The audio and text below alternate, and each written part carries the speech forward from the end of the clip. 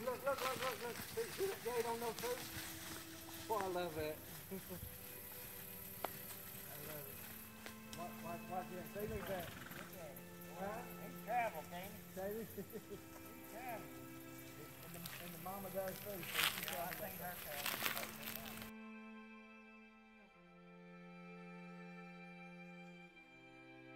Night when Bryant asked me to go. Because he had asked me the day before, and I told him it'd be that night before I could let him know, and then I found out I could go, which tickled me to death. And so I called him back and told him yes, I would go with him, so he wouldn't have to go by himself, and I'd enjoy anyway going down there and getting the horses back. We had a very successful trip. You know, I didn't even have any idea for sure that I was going to go. Yeah. Until that last minute day, you know, and I was saying if you could go, it happened to me make up my mind, you know, but I didn't know I was going to go until I knew for sure Brian Tate wasn't going to get to go and get them, so I knew I had to go do it, and I sure was dreading it by myself, and I was very, very appreciative of you going, and I always will be. Yeah. And the contributions you made, even though you were scared of the driving in the heavy traffic, but. Yeah. Yeah.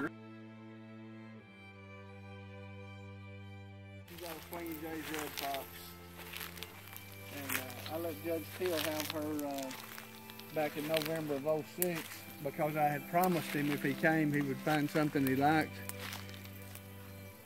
and he liked 4 other ones, but he liked her better, and I said the only thing is she's not for sale, you know. And I never would price her, and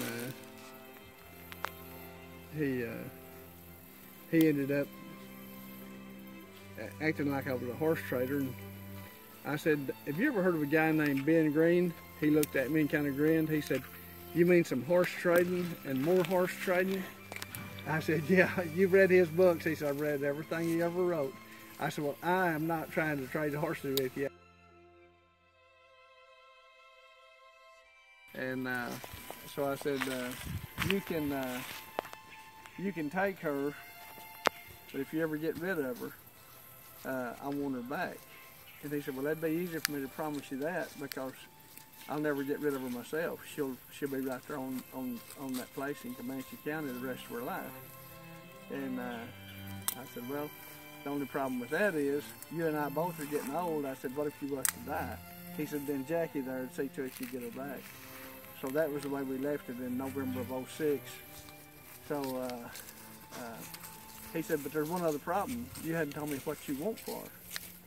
He said, you gonna sell her like these other ones? And I said, no. I said, I won't. I said, I wouldn't price her for $2,000 or $3,000. I said, I just wouldn't get rid of her. I wouldn't price her. I said, I'll tell you what I'm gonna do. I'm just gonna let you pay whatever you want to or nothing with the agreement I get her back. And so he set a price, and he just wrote down a price and gave me something. I don't remember just how much it was, but I always regretted selling her because of Robert Worthy mainly. Robert had went to a guy named Tom Beck in Victoria, Texas, and got the mama back that I had sold to pay a feed bill many years before that, and Tom Beck had kept the old mare for nearly 8 or 10 years at Victoria. Got too old to ride her. I told Robert about her, and Robert just went down and got her along with Chief Goingstreet's grandmother and brought both of them back to me. And I raised 3 stallions out of this one's mama before she came along. I'd already raised some out of her before that Tom Beck got her. But she never had one filly. That's the only filly she ever had right there. And so I really knew I messed up when I let her go. But I always vowed that if I ever had the chance, I would get her back. And so that's the reason I went down there, is because I wanted to make sure that I got her and nothing to substitute for her. You know, I wanted it to be her. And as soon as I saw her, I remembered everything about her as soon as I saw her. And even though it had been about 11 years, you know, since I'd seen her. But I had stayed in contact with Judge Teal from time to time through the years, and he told me that he had raised that he had a really good buckskin stud colt out of her, and it turned out that that was the stud colt right there that's with her now, out of her and the little horse he called Buck. That was from Scotty and Warrior Princess, and I still have Warrior Princess down at the Choctaw Horse Pasture down by my house, and his grandpa Scotty, I gave him to Jerry Locke at Mesquite, Texas. So I have been trying to produce something that would gait like that with a good attitude and everything. Probably not the very best for a 100-mile endurance race, but for just an all-day pleasure ride, I don't think you could beat the way you'd feel at the end of the day. Would you agree with that, Stanley? Yeah, I agree with that 100%.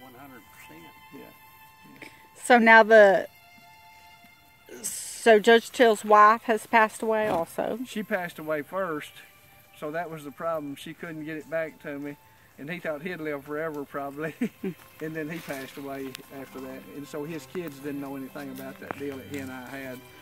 The only thing was that he had ever told his kids was, these are very valuable horses. They're not just a run-of-the-mill run of the horses. He knew what he had, but nobody else down in there, not many people, but just a few old ranchers really realized what the real Spanish horse was, and the ones that could travel with that gait, and that's what he wanted, was that very gait right there that you've seen in those two a while ago.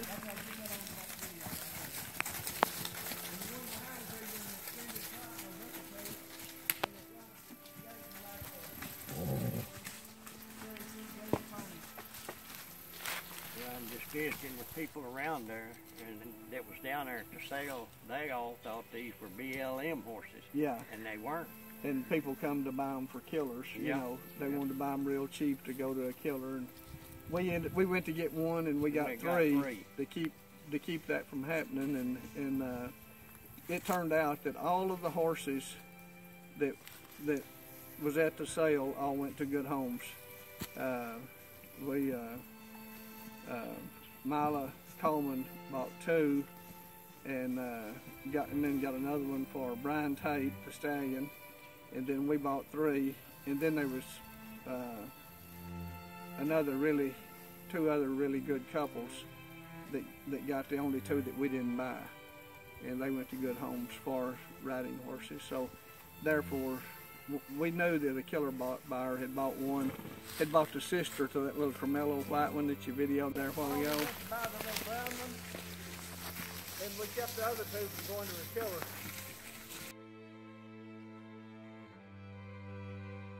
One we went to get, I raised her at my house.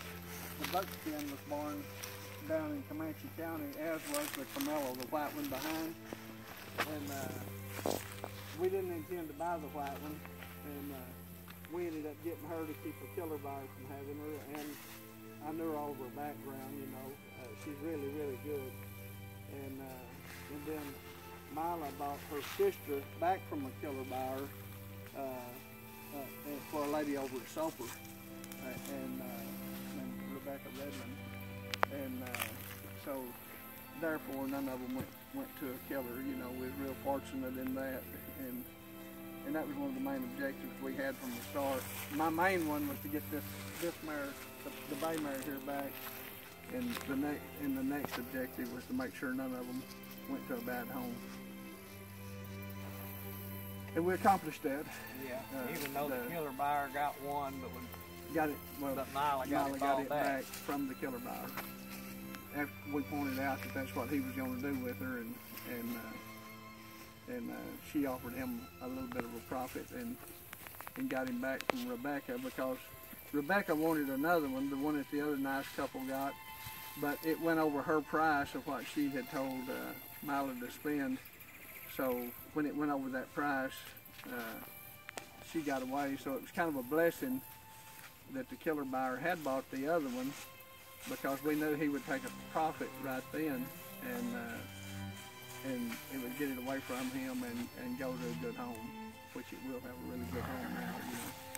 And she's a sister, older sister to the white one here, the from our colored one over here.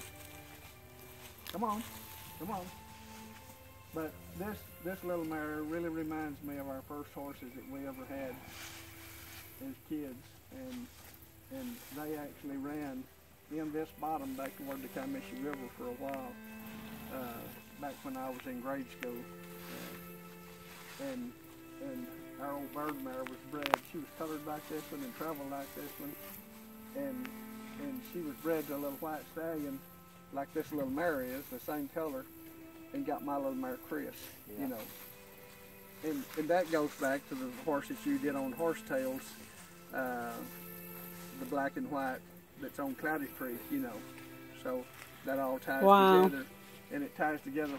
For One Creek is in this same bottom right here, and that was right behind where we lived on what we called our 40 acres, on the same section line at Far Lane, Crow's Nest Road, and the Ballpark Road in Choctaw County. Yeah, she's coming in here. You know, she's trying to look at Little Dutch right here. She's trying to, she's getting her attention step up over here just a little bit. See up here how he's got it puffed up. The little skin on his nose there. It's been on there for years. But what we need to do now is to try to call this group back up. Someone had opened our gate off a big chain latch where I had these horses separated, and got them turned in here with Little Dutch, those three.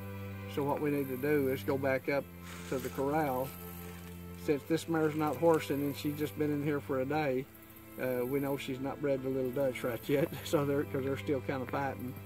So we need to take them back up there and separate them. And Okay. so that's our next step, is to call these up there.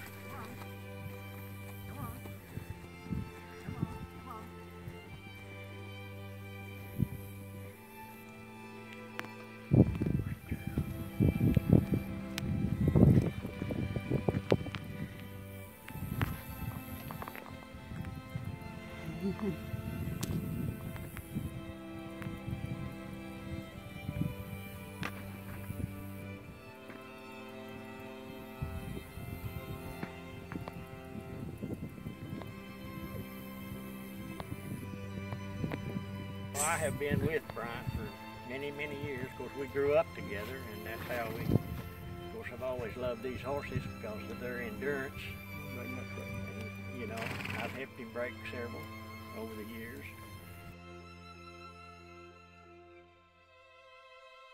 We got the main horses we went after, plus 2 more.